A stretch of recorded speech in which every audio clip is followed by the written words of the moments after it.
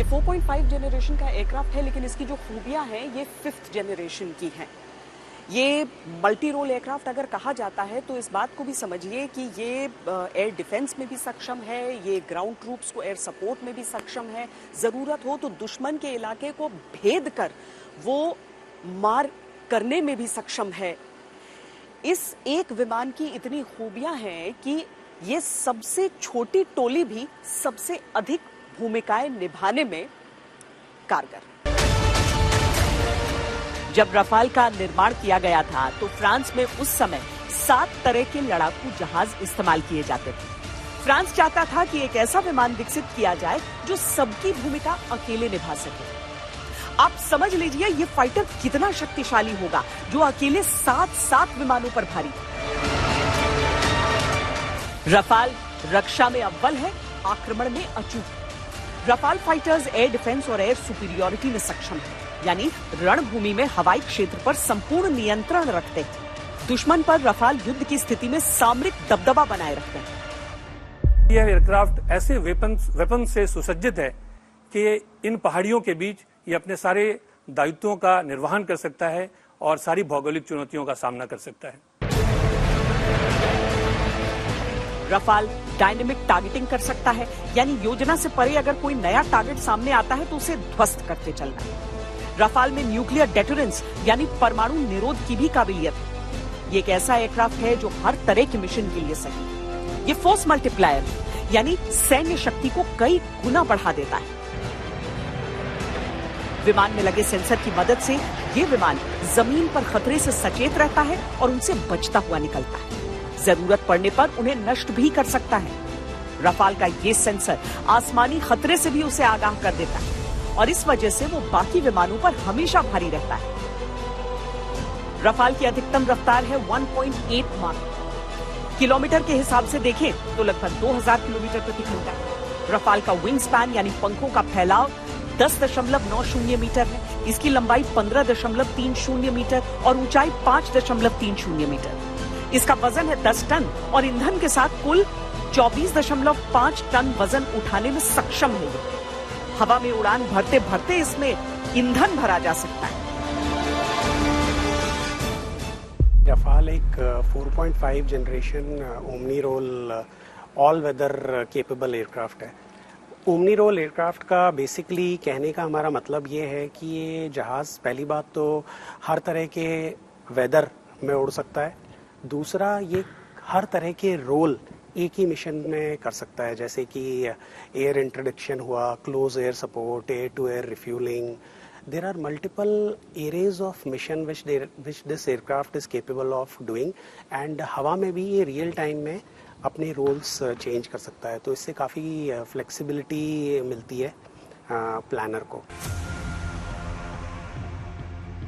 टोही विमान की भूमिका में भी रफाल बेमिसाल है। वो दुश्मन के इलाके को गुपचुप परखता है, उसका नक्शा रियल टाइम हासिल करता है। रफाल एक साथ कई एयर टारगेट को ढूंढ सकता है, चाहे दुश्मन ने जैमर्स क्यों न लगाए हो या फिर मौसम कैसा भी हो। जहां परिस्थितियां ऐसी हो कि कुछ भी दिखाई न दे रहा हो, वहां भी रफाल रियल टाइम में 3D मैप जनरेट कर सकता है। रफाल के अलावा किसी भी नए जनरेशन फाइटर में ये फंक्शन नहीं है। क्लोज एयर सपोर्ट देने में रफाल फाइटर्स का जवाब ही नहीं। जमीन पर लड़ रहे सैनिकों को अगर आसमान से सहायता मिलती है तो युद्ध की दिशा बदल जाती है। रफाल दुश्मन के उन ठिकानों पर सटीक निशाना साध सकता है जो हमारी सेना को निशाना बना रहे होते हैं और आने वाले खतरों को हवा में ही नष्ट कर सकता है। रफाल हवा से जमीन पर मार करने में भी सक्षम है और हवा से हवा में भी। वो एक साथ कई एक्शन कर सकता है, जैसे बेहद नीची उड़ान में पेनिट्रेशन करते हुए हवा से हवा में मिसाइल दाग सकता है। रफाल की आत्मरक्षा प्रणाली अभेद मानी जाती है। ये युद्ध में इस्तेमाल हो चुका है और अपनी कुशलता साबित कर चुका है। इसमें जो हथियार लग सकते हैं वो भी देखिए। Beyond visual range air to air missile meteor, जो 120 किलोमीटर दूर के टारगेट को हिट कर सकता है। रफाल में लगा ये मीटियोर मिसाइल 100 किलोमीटर दूर से ही दुश्मन के एयरक्राफ्ट को बिना उसकी सीमा में प्रवेश किए गिरा सकता है।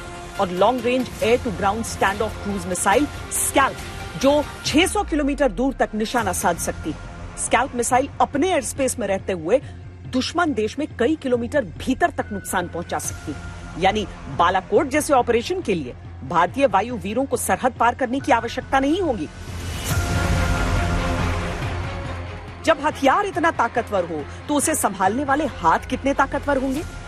आइए अब हम इस टीम की दिनचर्या को समझते हैं। हमारा रूटीन सुबह it starts early in the morning, जहाँ पे हम फिजिकल वर्कआउट करते हैं, which is very important for our physical and mental fitness, because flying a fighter jet is not that easy and it demands to be physically and mentally fit. एक fighter pilot जितना time cockpit में spend करता है उससे 3 या 4 गुना ज़्यादा, may be more, वो briefing और डीब्रीफिंग में स्पेंड करता है। ब्रीफिंग और डीब्रीफिंग बहुत अहम हिस्सा है हमारे काम का, क्योंकि our job is to achieve perfection in whatever we do, and the better you are, it is beneficial to you when you fight against the adversary, जब आप दुश्मन का सामना करते हैं।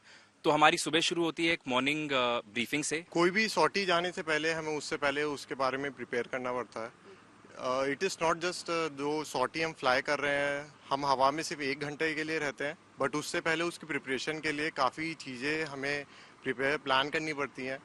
तो उस that briefing parts take almost 3 से 4 घंटे, जिसमें हम मिशन प्लान करते हैं। एंड ब्रीफिंग इज बेसिकली हम हवा में जाके क्या करेंगे, क्या हमारा आज का प्लान है, हवा में जाके हम क्या सीखना चाहते हैं।